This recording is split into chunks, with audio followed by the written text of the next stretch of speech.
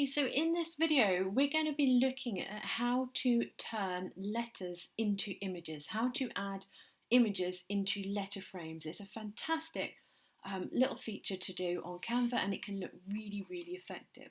So first of all we need a template. So I'm going to go over to create a design and I'm going to go with, let's say we're doing an Instagram post. So our template has loaded. In the left hand side we have all of the templates that we can add into our Instagram frame size. Now you can either pick one of these templates or you can create your own design. It's entirely up to you. What I'm going to do is I'm going to look at this one here. This looks like a fun template. But I don't want this, I want to change this. So I'm going to delete that. I'm going to leave these images in because we're going to go for a floral theme.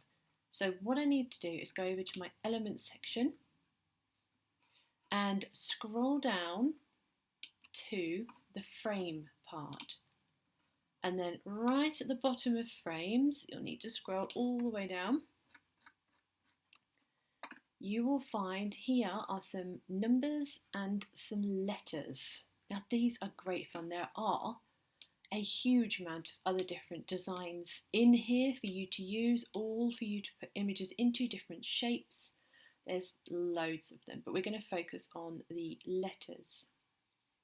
Now the way to do this is to add all of your letters in one go. So I'm going to spell spring.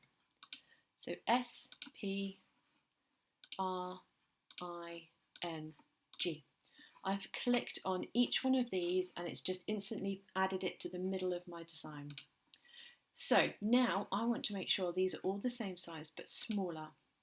Now there is a background to this which I'm just going to hit the padlock and lock because I want to drag my mouse across the letters and I don't want to pick up this background.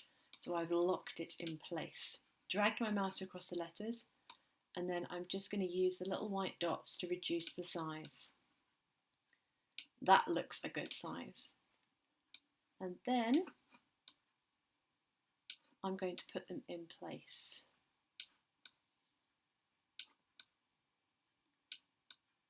So we may need to make them slightly smaller still so that they can fit. Just highlight them all, make them slightly smaller. I'm using my pink lines, as you can see that, so that I am making them all central. And my pink dotty lines at the top and bottom help me with spacing them out correctly so that they are all together properly and not looking all over the place. There we go. So now we've got our letters, we want to add some images. So we basically just go to photos, to the search bar, and we type for whatever you are looking for.